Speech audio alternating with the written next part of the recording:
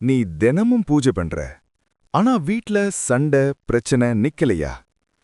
தெரியாம நீ வைக்கிற ஒரு சிலை உன் வீட்டின் அமைதியையும் செல்வத்தையும் பாதிக்கலாம். வீட்டின் பூஜை அறைனா அது சாதாரண இடமில்ல, அதுதான் வீட்டின் நேர்மறை ஆற்றல் உருவாகும் இடம். அதனாலதான் நம்ம எல்லாரும் பல தெய்வங்களின் சிலை படங்களை வைத்து தினமும் வழிபடுறோம்.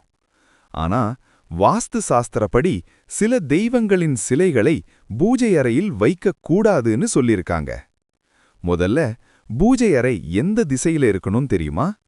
வீட்ல பூஜை அறை எப்போதும் வடகிழக்கு அல்லது கிழக்கு திசை நோக்கி இருந்தாதான் நல்ல ஆற்றல் அதிகரிக்கும்.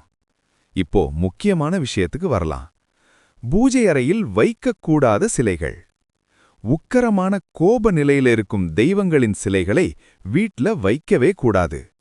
அப்படிப்பட்ட சிலைகள் வீட்ல இருந்தா மன அமைதி குறையும், சண்டைகள் அதிகரிக்கும்.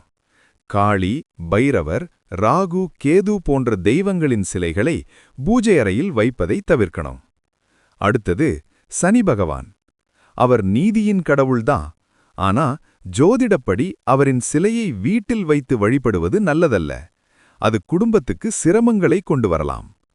அதே மாதிரி நரசிம்மரின் உக்கர ரூப சிலையையும் வீட்ல வைக்கக்கூடாது. அது வீட்டில் அமைதியை குலைக்கலாம்.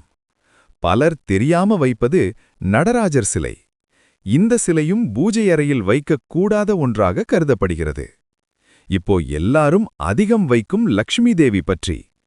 லக்ஷ்மி தேவி செல்வத்தின் அடையாளம். அதனால எல்லாரும் வீட்ல வைக்கிறாங்க. ஆனா நிற்கும் நிலையில் இருக்கும் லக்ஷ்மி சிலைய பூஜை அறையில் வைக்கக்கூடாது. அது ஆரோக்கியத்திலும் நிதியிலும் பாதிப்பு தரும்னு சொல்லப்படுகிறது. மிக முக்கியமான ஒன்று, உடைந்த சிலை.